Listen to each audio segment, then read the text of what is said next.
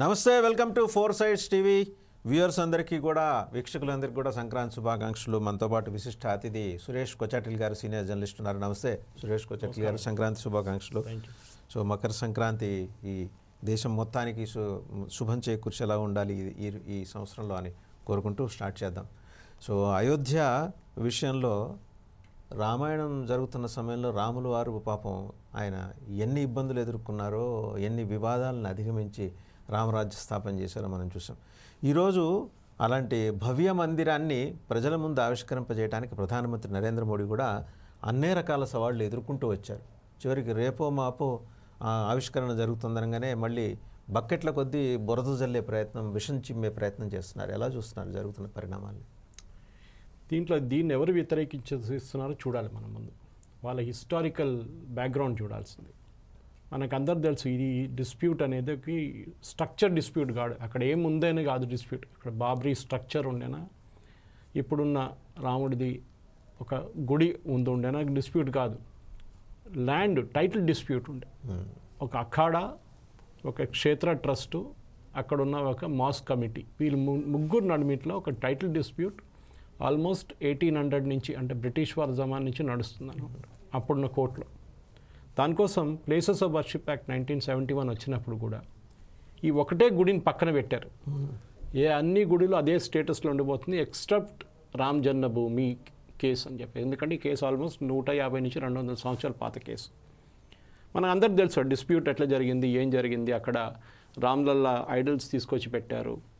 నెహ్రూ గారు తీసేమన్నారు, కానీ గోవింద్ పల్లప్ పంత్ అప్పుడు ముఖ్యమంత్రిగా ఉన్న, యూపీ ముఖ్యమంత్రిగా ఉన్న ఆయన, నేను తీయను అని చెప్పారు. దాని తర్వాత అక్కడ ఒక డిస్ట్రిక్ట్ కలెక్టర్ ఉండే నాయర్ అని, మలయాళీ ఆయన దగ్గర తీయమన్నారు. నేను తీయనన్నాడు. ఆయన డిస్మిస్ చేశారు నెహ్రూ. ఆయన కోర్టుకి వెళ్ళి మళ్ళీ గెలిచారు కేసు. వాళ్ళ సతీమణి ఎక్కడి నుంచి పోటీ చేసి, ఒక మలయాళీ లేడీ అయోధ్య నుంచి పోటీ చేసి అప్పుడు లోక్సభకి గెలిచారు. She was the part of Jan Sangh దాని లేటర్ ఆన్. అంటే దీని హిస్టరీ చాలా పెద్ద హిస్టరీ. డిస్ప్యూట్ ఏంటి? Title dispute. అంటే అక్కడ ఏమి ఉండే ముందు అంటే historical records including Islamic records ఏం చెప్తుందంటే అక్కడ ఒక గుడి ఉండే ముందు. అది మనం కేకే మొహమ్మద్ గారు ఇంటర్వ్యూస్లో చాలా చూసాం. నేను కూడా ఆయన ఇంటర్వ్యూ చేశాను. మొన్న కూడా మాట్లాడాను 2 రోజుల ముందు ఆయనతో. ఆయన చాలా ఛానల్స్లో ఇప్పుడు ఇంటర్వ్యూ ఇస్తున్నారు దీని గురించి. ఎందుకంటే ఫస్ట్ కమిటీ అప్పుడు వాళ్ళు అయోధ్య దానికన్నా ముందు, అంటే ఫస్ట్ అంటే 1991 అనుకుంటాను, 1971లో ప్రొఫెసర్ బీబీ లాల్ అప్పుడు ఆర్కియాలజికల్ సర్వే డైరెక్టర్ ఉండే. ఆయన ఆధ్వర్యంలో అక్కడ తవ్వలు జరిగి అక్కడ తవ్వితే చాలా మట్టు స్ట్రక్చర్స్ దొరికింది వాళ్ళకి అక్కడ. అంటే మూర్తులు, గణేష్ మూర్తి, లక్ష్మి, అట్లాంటి చాలా మట్టుకు Hindu scriptures, especially terracotta. Terracotta అంటే అంత పాత టెక్నాలజీ. అంటే ఆ టైంలో గ్రానైట్ ఎక్కువ లేదు. గ్రానైట్ అనేది మనం చూసి చాలా మటుకు సౌత్లో వాడారు. వెరీ రీసెంట్, అది కూడా సౌత్లో వాడారు. నార్త్లో మీరు గ్రానైట్ ఎక్కువ చూడరు. మీరు గ్రానైట్ అక్కడ టెరకోటా ఎక్కువ వాడతారు. అక్కడ టెరకోటా దాన్నిటికంటే ఇంపార్టెంట్ అంటే అక్కడ ఒక పెద్ద ఒక స్క్రిప్చర్ దొరికింది. అంటే పెద్ద ఒక ట్యాబ్లెట్ లాగా ఒక రాయి మీద కార్ చేసింది. కేకే మొహమ్మద్ గారు చాలా ఇంటర్వ్యూస్లో చెప్పారు. సుప్రీంకోర్టులో అది ఎవిడెన్స్గా అడ్మిట్ చేశారు దాన్ని.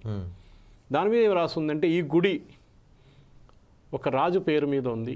ఆ రాజు కిల్డ్ 10-headed డెమన్, అంటే 10 తలల అసురుని చంపారు. ఎవరు అది? శ్రీరామచంద్రమూర్తి.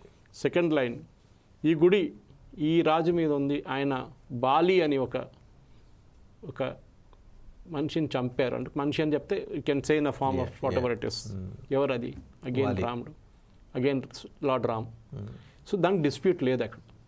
ఈవెన్ ఇస్లామిక్ రికార్డ్స్లో వాళ్ళ ఒక్కొక్క ఎక్స్పిడిషన్ వస్తున్నప్పుడు, వాళ్ళు అక్కడ వచ్చినప్పుడు ఏదైనా జరిగినప్పుడు వాళ్ళు పుస్తకాలు రాశారు. చాలామంది చూసాం హిస్టారికల్ రికార్డ్స్. దాంట్లో కూడా మస్జిద్ జన్మస్థానం అని చెప్తున్నారు. ఈ ప్లేసు ఎవరి జన్మం జరిగింది? వాళ్ళ ఒఫీషియల్ టైటిల్ రికార్డులో జన్మస్థాన్ అంటే మస్జిద్ పేరు పెట్టారు. దానికి ఒక పేరు ఆ జన్మస్థాన్.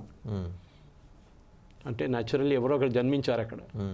సరే, ఆ డిస్ప్యూట్ ఇప్పుడు అందరూ కాంగ్రెస్ వాళ్ళు చాలా మటుకు చెప్పుకుంటూ వచ్చారు, రాముడు అనే అసలు ఒక హిస్టారికల్ క్యారెక్టరే లేరు, అసలు మిథలాజికల్ క్యారెక్టర్ అది. రామ్ సేతు కేసు వచ్చినప్పుడు అదే అన్నారు వాళ్ళు. సో ఇప్పుడు జరిగిన దాంట్లో ప్రకారం మనం చూసే ఇది, మీరు అనుకుంటారు బహుశా మోదీ గారు వచ్చిన తర్వాత ఇదంతా జరిగిందని. కాదు, మనకు తెలిసి ఈ కేసు చాలా పాత. ఇన్ఫాక్ట్ ఈ కేసులో యూనియన్ గవర్నమెంట్ రోలే లేకుండే. ఎందుకంటే ఇది టైటిల్ డిస్ప్యూట్. అక్కడ మస్జిద్ పలగొట్టి గుడి కడుతున్నారా అని కాదు డిస్ప్యూట్, ఆ ల్యాండ్ ఎవరిది అని. సో ఉత్తరప్రదేశ్లో అప్పుడు జరిగిన దాంట్లో అలహాబాద్ హైకోర్టు ఇచ్చిన జడ్జిమెంట్లో 1/3 స్ప్లిట్ చేయమన్నారు. అంటే 1/3 ఏమో ట్రస్ట్కి ఏమన్నారు, 1/3 అఖాడా వాళ్ళకి ఏమన్నారు, హిందూ అఖాడా, 1/3 ఏమో మాస్క్ వాళ్ళకి ఏమన్నారు, మస్జిద్ వాళ్ళకి. ఇది వాళ్ళు ఇచ్చిన తీర్పు, కానీ యునానిమస్ లేకుండే అది. సో ఆ కేసు సుప్రీంకోర్టుకి వెళ్ళింది. సుప్రీంకోర్టులో జస్టిస్ గొగాయ్ అధ్యక్షులో ఒక బెంచ్ కూర్చున్న తర్వాత వాళ్ళు ఈ కేసుని మొత్తం మళ్ళీ చెక్ చేసి ట్యాక్స్ రికార్డ్ చేస్తారు, ఎవరు ట్యాక్స్ కడుతున్నారు. ఇప్పుడు మీరు ఒక ఇల్లు తీసుకున్నప్పుడు రేపు ఒకడు వచ్చి ఉంటాడు, నా ఇల్లు నాదే అంటాడు. మీకు ప్రూవ్ చేయడానికి ఏముంది, ఒకటి మీ సేల్ డీడ్ చూపించు, సేల్ డీడ్ ఎవడైనా ఫేక్ చేయొచ్చు, కానీ ట్యాక్స్ ఎవడు కడుతున్నాడు ఆ బిల్డింగ్ మీద, అది రికార్డ్స్లో ఉంటుంది కదా, అది రికార్డ్స్లో ఉంటుంది. కట్టిందంతా government of India. British time నుంచి గవర్నమెంటే ట్యాక్స్ కట్టుకుంటూ వస్తుంది. అంటే వీళ్ళు ముగ్గురికి దాంట్లో రోల్ లేదు, అక్కడ వాళ్ళకి రోల్ లేదు, ట్రస్ట్ వాళ్ళకి రోల్ లేదు, ఈ మస్జిద్ వాళ్ళకి రోల్ లేదు. సుప్రీంకోర్టు మొత్తం కేసు కొట్టేసి మొత్తం ల్యాండ్ మొత్తం ఒక గవర్నమెంట్ ఆఫ్ ఇండియాకి ఇచ్చేసి, మీ ల్యాండ్ ఇది, కానీ మీరు దీని మీద కూర్చోకూడదు, మీరు ఒక ట్రస్ట్ సెటప్ చేసి వాళ్ళని గుడి కట్టమని చెప్పేసి ఆర్డర్ ఇచ్చారు సుప్రీంకోర్టు. అదే అందరు అంగీకరించారు, అందరూ ఓకే అని చెప్పారు. సో దాని తర్వాత మొదలైంది. దాంట్లో చాలామంది అడుగుతారు మోదీ గారి రోల్ ఏంటి, ఆయన ప్రాణప్రతిష్ఠ చేయట్లేదు, ప్రాణప్రతిష్ఠ చేసి పూజారులు చేస్తారు. ఆయన అక్కడ ఉన్నప్పుడు మన ఒక గ్రహప్రవేశం నడుస్తున్నప్పుడు మనం పూజ చేస్తున్నామా? కాదు కదా, మన కూర్చుంటే పూజారులు పూజ చేస్తారు, మనతో పాటు మన ఫ్యామిలీ మెంబర్స్ అందరూ కూర్చుంటారు, ఫ్రెండ్స్ కూర్చుంటారు, ఫ్యామిలీ మెంబర్స్ కూర్చుంటారు. ఇంకోటి వీళ్ళు ఏమన్నారు డిస్ప్యూట్లో అంటే, అక్కడ గుడి మీరు ఎట్లా ప్రాణప్రతిష్ఠ చేశారు, మొత్తం గుడి కట్టలేదు కదా అంటారు.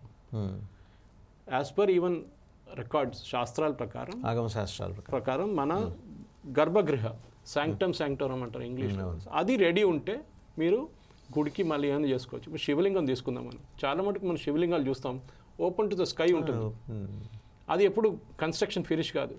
దాని తర్వాత చుట్టుపక్కల రాజులు ఎప్పుడు కడుతున్నారు, ఫస్ట్ గుడి కడతాడు, ఆయన అభిషేక ప్రియుడు కదా, అలా వర్షం పడుతాడు. నెక్స్ట్ జనరేషన్ వచ్చినప్పుడు నెక్కో రాజు ఇంకోటి కడతాడు, మూడో రాజు దాని టెంపుల్ని ఇంకా ఎక్స్టెండ్ చేస్తాడు. అంటే టెంపుల్ కన్స్ట్రక్షన్ ఆగదు ఎప్పుడు, నిరంతరం జరిగే ప్రక్రియ. కాంగ్రెస్ వాళ్ళ ప్రాబ్లం ఏంటి, కమ్యూనిస్ట్ సీతారాం యెచూరి అనే మనిషి, ఆయన పేర్లోనే సీతా ఉంది, రామ్ ఉంది, కానీ ఆయన బిలీవ్ చేయడు, హృదయంలో లేడు. అది లేదు. అదైతే ఓకే, కమ్యూనిస్ట్ని మనం అట్లా చెప్పొచ్చు, వాళ్ళ సంగతి అంతే అని.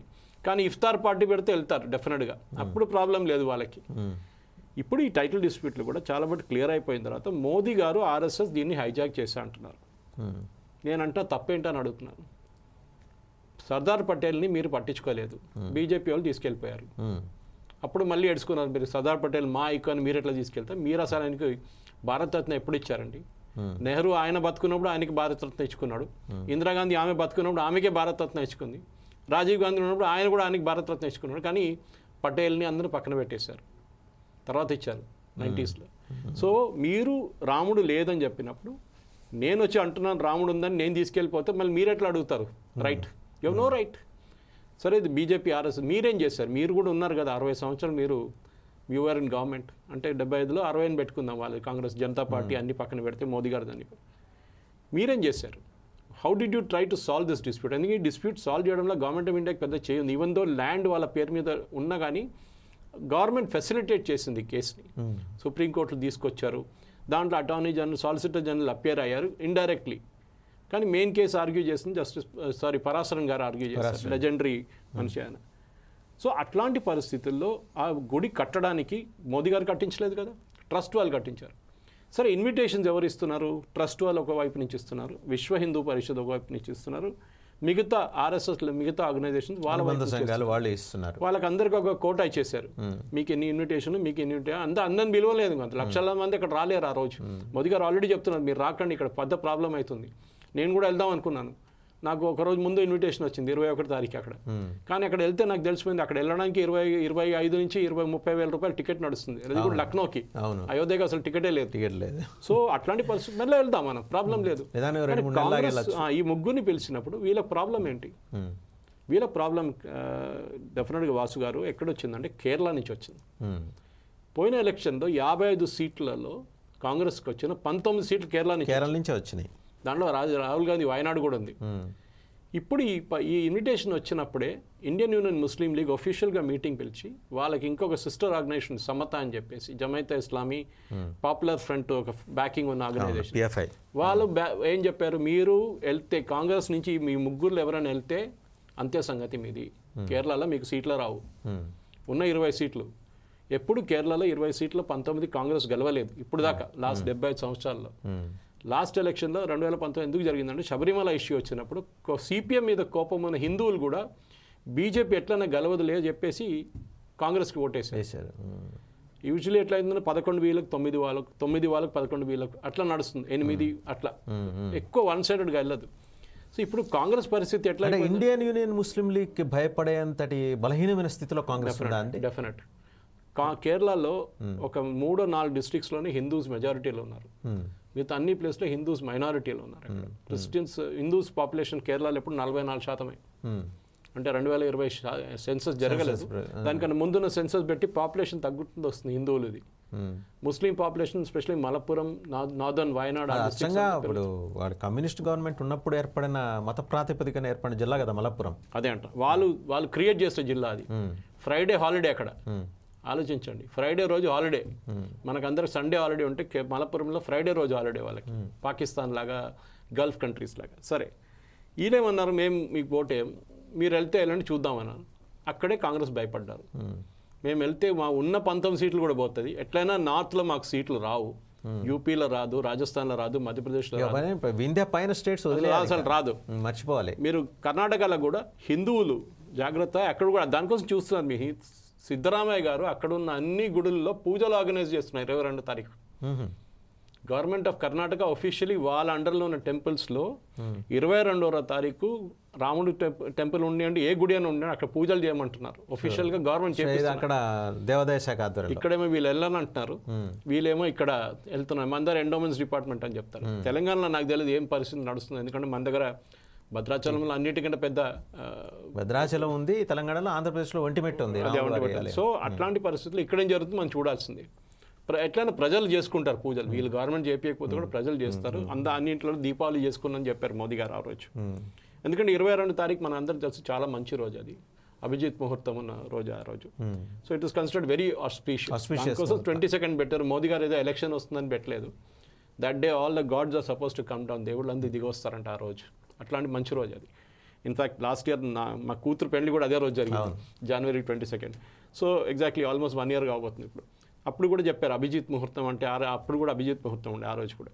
సో ఈ డిస్ప్యూట్ ఏంటి, ఇది మోదీ గారి ఫంక్షన్, ఆర్ఎస్ఎస్ గారి ఫంక్షన్, ఆర్ఎస్ఎస్ శంకరాచార్యులు వెళ్ళదే అంటారు. ఇప్పుడు 4 శంకరాచార్యులు 3 అయితే చెప్పేశారు మాకు అసలు అబ్జెక్షనే లేదు, మోదీ గారు చేస్తుంది మంచిదే, కానీ మాకు మా ఒక కమిట్మెంట్స్ ఉంది. ఎందుకంటే శంకరాచార్య ఎక్కడ వెళ్ళినా కానీ వాళ్ళ సీనియారిటీ ఫైన్ ఉంటుంది, వాళ్ళే కుంభాభిషేకం చేస్తారు, వాళ్ళే ప్రోటోకాల్ అది. ఇప్పుడు 4 వస్తే అక్కడ వాళ్ళు 4 పిలిచారనుకోండి, అప్పుడు కూడా డిస్ప్యూట్ ఉంటుంది. 4 పిలిచారు, ఒక్కడిని పిలవాలని అంటారు వాళ్ళు. సో ఆల్రెడీ శృంగేరి పట్టణం నుంచి వాళ్ళ CEO కూడా స్టేట్మెంట్ ఇచ్చారు, మాకు అసలు చాలా సంతోషంగా ఉంది, మోదీ గారు వెళ్ళండి చేయనియండి, తర్వాత మేము వెళ్తాం, ప్రాబ్లం లేదు. ఈవెన్ ప్రాణప్రతిష్ఠ చేయడానికి కాంగ్రెస్ వాళ్ళు ఇంకటి పెట్టారు, పెళ్ళాం లేకుండా ఆయన ఎట్లా కూర్చుంటాడు అక్కడ వెళ్ళి ప్రాణప్రతిష్ఠలో, ఆయన కూర్చోకూడదు కదా అని. అట్లా ఎక్కడ రాసలేదు అట్లా. ఇన్ఫ్యాక్ట్ భూమి పూజ చేసినప్పుడు కూడా ఆయన భూమి పూజ చేయలేదు, పక్కన ఉన్నారు ఆయన. అందరూ మనం అక్షింతలు వేసుకుంటూ వెళ్తాం కదా భూమి పూజ చేసినప్పుడు కూడా, అంతే చేశారు ఆయన. ఇంకొక లాజిక్ మనం యూజ్ చేయొచ్చు, మన గృహప్రవేశం చేసినప్పుడు ఇంటికి గృహప్రవేశం చేసి మన పాలంతా వంగి అదంతా చేసుకుంటాం మనం. అప్పుడు పక్కన ఏదో ఒక గోడనో ఒక కబోర్డ్ ఇంకా ఫినిష్ కాలేక అటు పడి ఉంటుంది పక్కన. సో మా ఫ్రెండ్ వచ్చాడు, ఏమయ్యా ఇంకా పెయింట్ చేయలేదంటే, కబోర్డ్ ఇంకా కట్టే అంటే, టైం ఉంది కదా ఎప్పుడైతే గృహప్రవేశం చేసేస్తాం ఇంకా దాని తర్వాత నడుస్తుంటుంది పని. ఒక గుడిది కూడా అంతే, ఒక స్ట్రక్చరల్ సొసైటీ స్ట్రక్చర్ ఎట్లా ఉంది. ఆగమ శాస్త్రాలు కూడా చూస్తే ఈవెన్ నేను అదే ఇవాళ పొద్దున కూడా చదువుకుంటూ వచ్చాను దాని గురించి. They shastras are very very clear. అంతరాలయ నిర్మాణం శాస్త్రోక్తంగా జరిగిన తర్వాత మిగిలినవన్నీ సబ్సిక్వెంట్గా చేసుకుంటే వెళ్ళొచ్చు. మీరు సోమనాథ్ టెంపుల్ చూడండి, మొత్తం కట్టిన తర్వాత కాదు అక్కడ శిలాన్యాసం చేసింది, దాన్ని కూడా నెహ్రూ వ్యతిరేకించారు, మీరు గుర్తుంది. దానికోసం చెప్తే హిస్టారికల్ లెగసీ ఉంది వీళ్ళకి. ఏ గుడి కట్టినా కానీ, అది మొఘల్స్ పడగొట్టినా అఫ్ఘాన్స్ పడగొట్టినా కానీ మీరు అక్కడ వెళ్ళకూడదని నెహ్రూ టైం నుంచి ఆర్డర్ ఉంది. రాజేంద్ర ప్రసాద్ గారికి లెటర్ రాశారు, ఆలోచించండి. ఒక ప్రధానమంత్రి, ఇప్పుడు వీళ్ళేమో ప్రెసిడెంట్ ముర్ముని పిలవలేదు అంటారు, పిలిచారు, ఇన్వైట్ చేశారు ఆఫీషియల్లీ. కానీ ప్రోటోకాల్ ప్రకారం ఆమె వెళ్ళలేదు, ఎందుకంటే ఆమె వెళ్ళినప్పుడు ఆమె ఒక్కరే ఉండాలి అంతే, ప్రెసిడెంట్ ఇంకెవరు కాదు, మోదీ గారు కూడా కాదు, ఇంకెవరు వేరు కదండి, ఎవరు ఉండకూడదు. That is the decorum of the entire function. కానీ అట్లా చేయలేము, ఇది రిలీజియస్ ఫంక్షన్ ఇది మోర్. సో ఈవెన్ సోమనాథ్ గుడి కట్టినప్పుడు, అది పటేల్ గారు చేయించినప్పుడు నెహ్రూ లెటర్ రాశారు అఫీషియల్గా ప్రెసిడెంట్ రాజేంద్ర ప్రసాద్కి, మీరు వెళ్ళకూడదు దాని ఇనాగరేషన్కి అని చెప్పేసి. ఆలోచించండి, మంత్రులు అందరు యూనియన్ క్యాబినెట్ వాళ్ళకి లెటర్ రాశారు, మీరు ఎవ్వరు వెళ్ళకూడదు. అదే చేస్తున్నారు కదా కాంగ్రెస్ వాళ్ళు ఇప్పుడు కూడా. మోదీ గారు పిలిచారని చెప్పి వీళ్ళు వెళ్ళట్లేదు. మోదీ గారు కాదు, ఎవరు ఇన్విటేషన్ క్షేత్రం ట్రస్ట్ వాళ్ళు ఇచ్చారు, కానీ అప్పుడు కూడా మీరు వెళ్ళలేదు 1960లో. ఇప్పుడు కూడా మీరు వెళ్ళట్లేదు, కొత్తదేం లేదు దీంట్లో. సో మనం దాని గురించి we need not be so వాళ్ళ ముత్తాత నెహ్రూ గారు ఏం చేశారు, రాహుల్ గాంధీ గారు కూడా అదే చేస్తారు. అంతే, సోనియా గాంధీ కూడా అది చేస్తున్నారు, ఖర్గే గారు కూడా అది చేస్తున్నారు. పాపం ఆయనకి ఒక బీఫామ్ కూడా ఇష్యూ చేయలేని మనిషి ఆయన, అంత పవర్ కూడా లేదు ఖర్గేకి. అధీర్ రంజన్ చౌదరికి ప్రాబ్లం, ఆయన గెలిచిన చోట వెస్ట్ బెంగాల్లో ముస్లిం మెజారిటీ డిస్ట్రిక్ట్, అది కాన్స్టిట్యున్సీ. ఆయన ఇక్కడ పోతే సంగతి అంతే గోవిందాయిగా. సో అది వీళ్ళది ప్యూర్ పాలిటిక్స్. ఏంటంటే వీళ్ళు పాలిటిక్స్ చూసుకుంటున్నారు, కానీ దాంట్లో బ్యాక్ ఫైర్ ఎక్కడైతుందంటే నార్త్ ఈస్ట్. ఇప్పుడు మనం చూస్తున్నాం హిమాచల్ ప్రదేశ్లో ఉన్న మినిస్టర్స్ కూడా ఫంక్షన్కి 22వ తారీఖు వస్తున్నారు. ఆర్ఎస్ఎస్ వాళ్ళని ఆహ్వానించారు. ఆర్ఎస్ఎస్ మమ్మల్ని పిలిచారు, మాకు చాలా సంతోషం అని చెప్పారు. వాడు సీట్ ఉండదు, వాడు వచ్చేదాకా వాడు మినిస్టర్షిప్ ఉండదు. ఉండకపోయినా వాళ్ళంటే వాళ్ళ ధర్మాన్ని నమ్ముకుని ఎందుకంటే వాళ్ళకి తెలుసు ధర్మం కన్నా ఎక్కువ రేపు వాళ్ళకి ఓట్లు ఉండవు. రేపు ఎలక్షన్ గెలవాలంటే, ఈ లోక్సభ ఏదైనా ఒక సీట్ రావాలంటే కూడా వీళ్ళు ఇట్లాంటి పనులు చేస్తే యూపీలో వైపౌట్ అయిపోతుంది. ఒకటి వాళ్ళ దేశ వ్యతిరేక కార్యక్రమానికి అట్లా ఈ దేశానికి నాయకుడు రాముడు అంటే దిక్సూచి. అదే అంటారు. ఆయన ఆలయ నిర్మాణం జరిగి ఆవిష్కరణ జరుగుతుంటే వెళ్ళటం అనేది దాన్ని ఒక జాతీయ ఒక పండగ లాగానే చూడాలి. 5వ తారీఖు 17th రోజు మోదీ గారు కేరళలో ఉన్నారు, గురువాయూర్కి వెళ్తున్నారు. 17th పొద్దున సురేష్ గోపి వాళ్ళ కూతురు పెళ్లి ఉంది అక్కడ, పెళ్లితో సహా గుడికి కూడా వెళ్తున్నారు, గురువాయూరప్ప టెంపుల్. నిన్న ఆఫ్టర్నూన్ సడన్గా మోదీ గారు ఒక డిసిషన్ తీసుకున్నారు. అక్కడి నుంచి 18 కిలోమీటర్ దూరంలో one of India's biggest Rama temples, Triprayar అని చెప్పి మా ఇంటి దగ్గరే. త్రిప్రయార్ శ్రీరామ టెంపుల్. ఒక పెద్ద రివర్ ఉంది, కరువన్నూరు రివర్ అని, మా విలేజ్ పేరు అది కరువన్నూరు. ఆ రివర్ అక్కడి నుంచి వస్తున్నది. మా ఇంటి నుంచి ఒక 12 కిలోమీటర్లు ఉంది ఇది గుడి. చాలా ఫేమస్ గుడి, చాలా ఫేమస్. అంటే ఇట్ ప్రీడేట్స్ అయోధ్య టెంపుల్. అయోధ్య కాదు, అయోధ్య టెంపుల్ ప్రీడేట్స్, అంటే దానికన్నా ముందున్న గుడి ఇది అని. ఎందుకంటే కేరళలో కట్టిన అన్ని గుళ్ళు పరశురామ అవతారం నుంచి అప్పటి నుంచి వచ్చిన గుళ్ళు అన్నీ అక్కడ.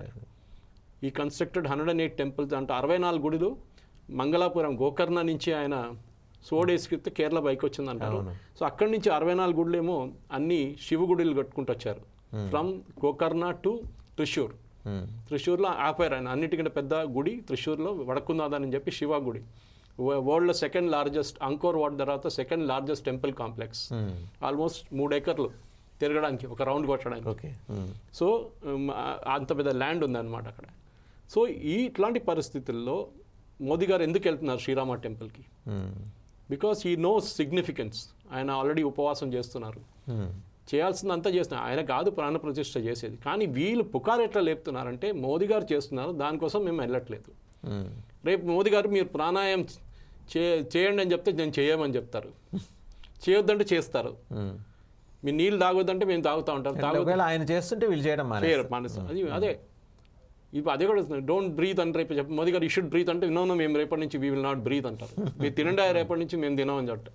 మోదీ గారు ఏం చేసినా కానీ దాన్ని సిగ్నిఫికెన్స్ ఆలోచించకుండా మీ ఓట్ బ్యాంక్ పాలిటిక్స్ కోసం, సరే మోదీ గారు ఓట్ బ్యాంక్ ఆడుకుంటున్నారంటే కరెక్ట్, ఈజ్ ఎవ్రీ రైట్. ఇంత కొట్లాడి తెచ్చుకున్న దాన్ని, అది అశోక్ సింఘాల్ గారి నుంచి లాల్ కృష్ణ అద్వానీ నుంచి అందరూ దీంట్లో పాత్ర అందరిది ఉంది. వీళ్ళు ఫస్ట్ ట్రై చేసినట్టే అద్వానీ గారిని పిలవలేదు, మురళీ మనోహర్ జోషి. దాన్ని పిలిచిన తర్వాత వాళ్ళు వస్తారా లేదో అని తెలియదు, ఎందుకంటే వాళ్ళు ఏజ్ చాలా అడ్వాన్స్డ్ ఉన్నారు. మురళీ మనోహర్ జోషి గారికి ఒక నీ రీప్లేస్మెంట్ సర్జరీ కూడా జరిగింది రీసెంట్లీ. వాళ్ళు ఇప్పుడు అదే అయిపోయింది. వాళ్ళు అద్వానీ గారు సపోర్ట్ చేసి స్టేట్మెంట్ ఇచ్చారు. ఇప్పుడు దాన్ని తిట్టడం మొదలుపెట్టారు. మళ్ళీ అద్వానీ గారు విలన్, మొన్నదాకా అద్వానీ గారిని విలన్ అని చెప్పారు వీళ్ళు. బాబ్రీ మస్జిద్ కూర్చో చేసింది ఆయనే, ఆయన మీద కేసులు జరపాలి, కేసులు ఎందుకు విట్టారు. ఇప్పుడు సడన్గా అద్వానీ వాళ్ళ ఫేవరెట్ అయిపోయారు. ఎందుకంటే మోదీ గారిని అపోజ్ చేయాలి కదా. మోదీ గారు వ్యతిరేకంగా ఎవరైనా ఉంటే వాళ్ళని గాడిద కాలు కూడా పట్టుకుంటారంటాం మలయాళంలో. గాడిద ఉన్నా కానీ గాడిద కాలు పట్టుకుంటారు వీళ్ళు కాంగ్రెస్ వాళ్ళు. అట్లాంటి పరిస్థితిలో వచ్చేసారు వాళ్ళు. సో అపోజ్ చేయడానికి just for the sake of oppose చేస్తున్నారు. దానికి వీళ్ళకి ఈ ఎలక్షన్లో నేను కాదు, అన్ని పొలిటికల్ అబ్జర్వర్స్ చెప్తున్నారు. మీరు చూడొచ్చు ఏ ఛానల్ మీద వెళ్ళినా కానీ. ఎందుకంటే మారిషియస్ వాళ్ళ కంట్రీ, మారిషియస్లో వాళ్ళ క్యాబినెట్ డెసిషన్ తీసుకొని 22వ తారీఖు all government servants professing Hindu faith 2 hour break ఇచ్చారు. రామజన్మభూమి పూజ నడుస్తున్న టైంలో 2 గంటల సేపు బ్రేక్ ఇచ్చారు వాళ్ళకి. మీరు వెళ్ళి పక్కన ఉన్న గుడిలో వెళ్ళి మీరు పూజలు చేసుకోవచ్చు అని చెప్పి. మారిషియస్ ఒక Islamic, Mauritius is more Hindu. It's almost 49% Hindu country అది మారిషియస్. అక్కడ ఉన్న ప్రెసిడెంట్స్ పేరంతా మీకు గుర్తుంటుంది, అనిరుద్ జగన్నాథ్. ఇట్లాంటి హిందూ అక్కడ మన దగ్గర ఇస్లామిక్ ప్రెసెన్స్ కూడా బాగా ఎక్కువ ఉంది కదా. ఇప్పుడు పెరిగింది కొంచెం, కానీ ఇప్పుడు కూడా హిందువులు అక్కడ మెజారిటీలోనే ఉన్నారు.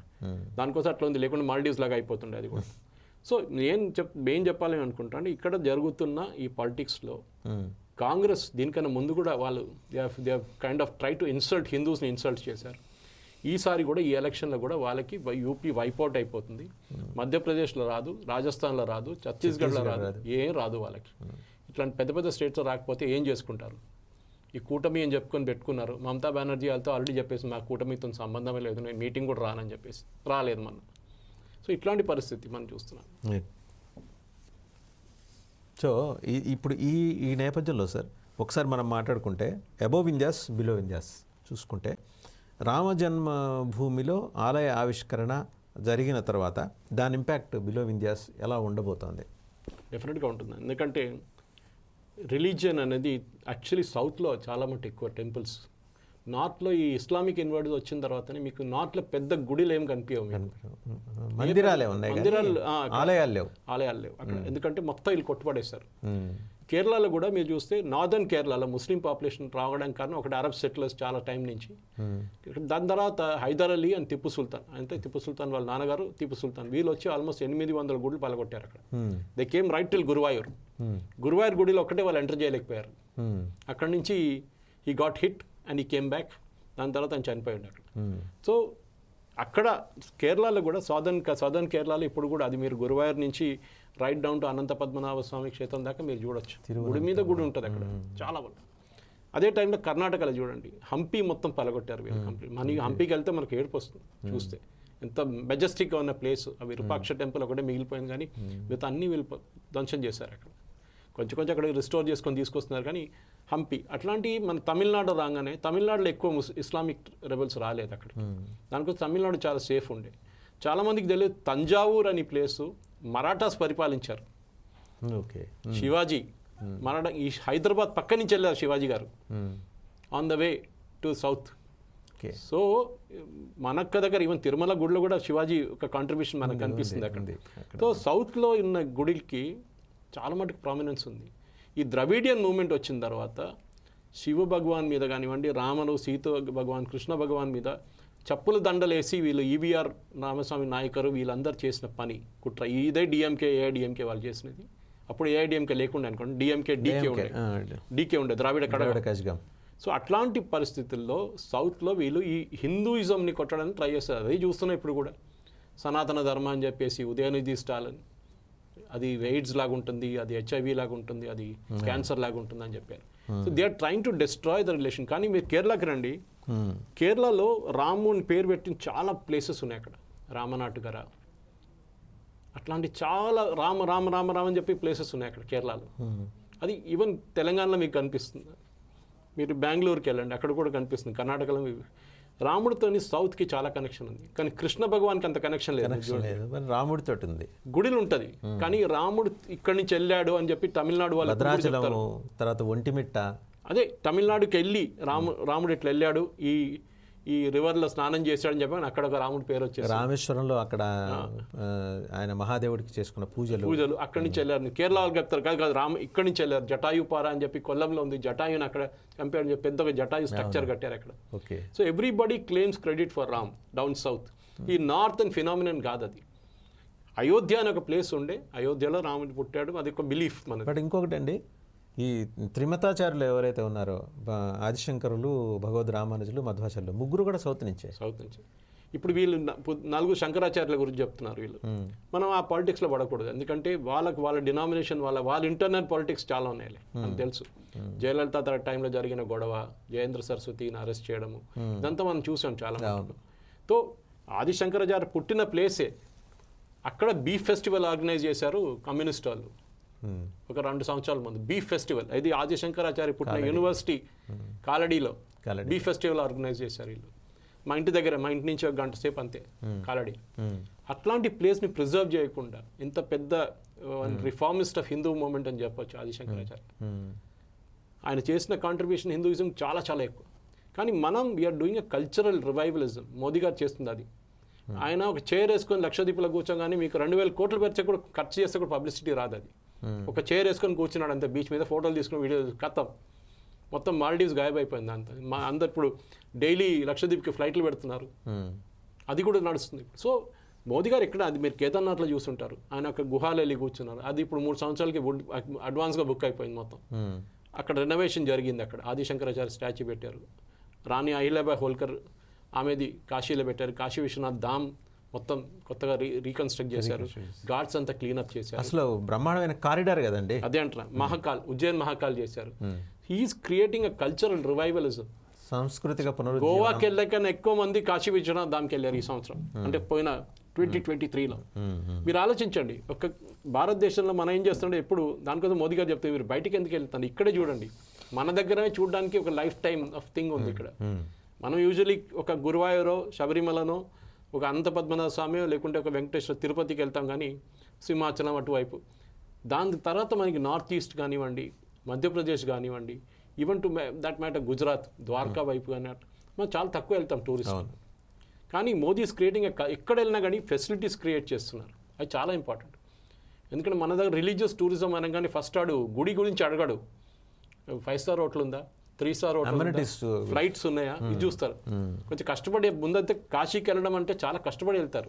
ఒక సామెత కూడా ఉండేది తెలుగులో, కాశీకి వెళ్ళినవాడు కాటికి వెళ్ళినవాడితో సమానండి. అంటే వెళ్ళటానికి నడకదారిలో వెళ్ళాల్సి వచ్చేది, సంవత్సరాల తరబడి అదే పట్టేది. అక్కడ వెళ్ళి చనిపోయినా కానీ పుణ్యం అనుకుంటారు అది చాలా మంది. అక్కడ ముసలోళ్ళు అయిన వాళ్ళు కాశీకి వెళ్తా అంటారు వాళ్ళు. ఈవెన్ తమిళియన్ వెడ్డింగ్స్లో కాశీకి వెళ్ళే సెరమనీ ఒకటి ఉంది, అబ్బాయి కాశీకి వెళ్తా అని చెప్తే వాళ్ళ ఫాదర్లో పట్టుకొస్తారు రిటర్న్, వెళ్ళకూడదు అని చెప్పి. సో కాశీ అనేది మనకు ఒక emotional connection. We are the oldest existing civilization in the world, continuous civilization. Kashi అనే ప్లేసు, దానికన్నా ముందు మనం నైల్ రివర్ వైపు చూడొచ్చు, అది కాన్స్టంట్. చాలా రివర్స్ సివిలైజేషన్స్ ఉన్నాయి మన దగ్గర లోకంలో, కానీ అన్ని ధ్వంసం అయిపోయినాయి, కాశీ ఒకటే మిగిలింది. And it retained as a Hindu city. ఆ క్లెన్లీనెస్ తీసుకురావడంలో దాంట్లో మోదీ గారు పెద్ద రోల్ ప్లే చేశారు. కాశీ విశ్వనాథ్ ధామ్ కారిడోర్ క్రియేట్ చేశారు. ఉజ్జయిన్ మహాకాల్లో మనం చూస్తే మెరిడియన్ లైన్ దాని నుంచి క్రాస్ అవుతుంది, అక్కడ క్రియేట్ చేశారు. అట్లనే ఆయన ఒక్కొక్క ప్లేస్ క్రియేట్ చేసుకుంటూ వస్తున్నారు. ఇప్పుడు చూడండి, అయోధ్య చూడండి, మినిమం నేను చెప్తున్నా వాసు గారు, ఒక 500 కోట్ల బిజినెస్ నెక్స్ట్ 1 yearలో అయోధ్యలో వస్తుంది. అది ట్యాక్సీ డ్రైవర్లు ఉండొచ్చు, హోటళ్ళు ఉండొచ్చు, మిగతా ఏదైనా ఫ్లైట్స్ ఉండొచ్చు, అన్నీ నడుస్తుంది. సంపదను కూడా సృష్టిస్తున్నారు. You are creating local employment. అక్కడ పటేల్ గారు స్టాచ్యూ కట్టడం చాలా మంది అడిగారు, కెవాడియాలో నేను వెళ్ళాను అక్కడికి. అక్కడ ఏం లేని ప్లేస్లో ఇప్పుడు హోటళ్ళు, టూరిస్టులు, ట్రాన్స్పోర్ట్ అన్నీ నడుస్తున్నాయి. It is not a religious structure, but it's creating employment. మన నేషనల్ లీడర్ ఆయన. Why should be not be proud of our own civilisation? మీరు ఇప్పుడు రోమ్ చూడండి, మీరు వాటికన్ చూడండి, వాళ్ళు దేన్ని పాపులరైజ్ చేస్తారు. టూరిజం అనేది పెద్ద ఉంటుంది అక్కడ, అది. So we should also encourage. మన దగ్గర రిలీజియస్ ఆస్పెక్ట్, ఎందుకంటే ఈ వచ్చే జనరేషన్కి టైం లేదు గుడికి వెళ్ళడానికి కూడా. వీఆర్ ద లాస్ట్ జనరేషన్ గుడికి వెళ్ళడం అనేది. నెక్స్ట్ జనరేషన్ మనం చెప్పలేదు. This is one opportunity for us to continue. Yes, ఇప్పుడు అదే అంటున్నారు చాలా మంది యంగ్స్టర్స్. ఇప్పుడు అయోధ్యకి వెళ్తున్న దాంట్లో చాలా మంది యంగ్స్టర్స్ వెళ్తున్నారు. సరే, ఏ మైండ్ సెట్లో వెళ్తున్నారు అది ఇంకో మాట, కానీ వెళ్తున్నారు వాళ్ళు, అది చాలా ఇంపార్టెంట్. అండ్ ఫైనల్గా సురేష్ గారు, నేను పొలిటికల్ యాంగిల్లోకి వస్తున్నా. సౌత్లో చూస్తే, సరే తమిళనాడు తీసేయండి, మీరు పూర్తిగా ఇంకా ద్రవిడ దీంట్లో ఉన్నారు, వాళ్ళ ఆ ఇన్ఫ్లుయెన్స్లో ఉన్నారు. But still leaders like Annamalai they are trying to do something. వాళ్ళ శక్తి మేరకు, శక్తికి మించి కూడా చేస్తున్నారు. ఆంధ్రప్రదేశ్, తెలంగాణలో చూస్తే ఎలాంటి ప్రభావం చూపబోతోంది? అంటే దేశానికి నాయకుడు మోడీ అనే భావంలోకి ఆంధ్ర తెలంగాణ ప్రజలు వచ్చినట్టుగా మనం అనుకోవచ్చా? అక్షంతలు ఇస్తున్నారండి ఇక్కడ మనం చూసాం.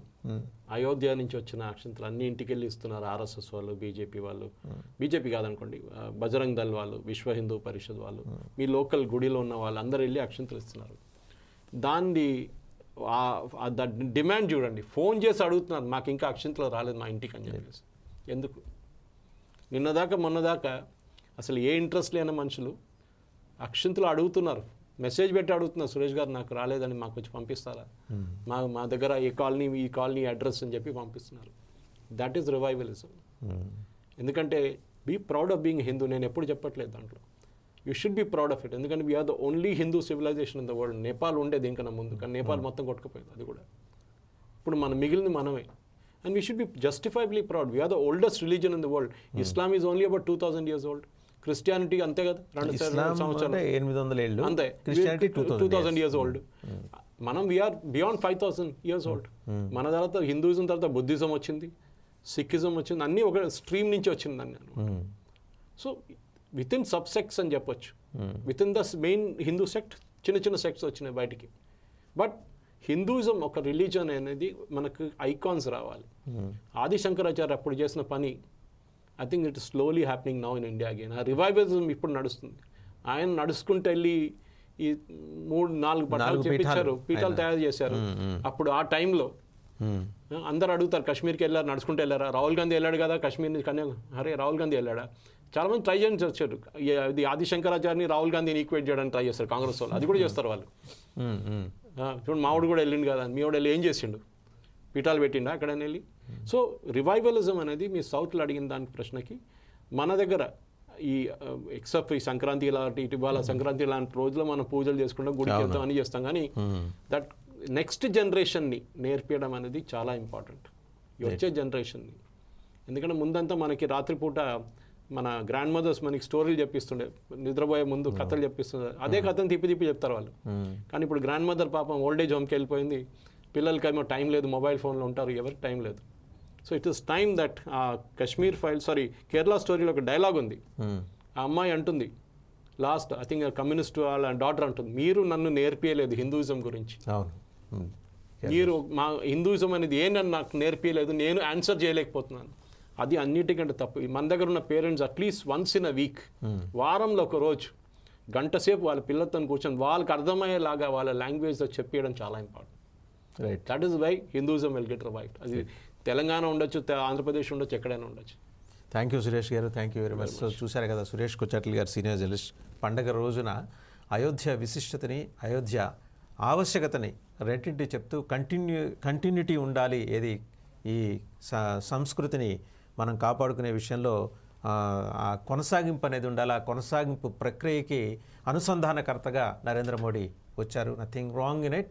అండ్ ఈ రోజుల్లో ప్రతి కుటుంబంలోనూ ప్రతి తల్లిదండ్రులు కూడా కనీసం మన సంస్కృతి ఏంటి, మన సంప్రదాయం ఏంటి, వారంలో 1 గంటన వాళ్ళ పిల్లలకి చెప్పాల్సిన అవసరాన్ని కూడా ఆయన చెప్పారు. Thank you very much Suresh గారు.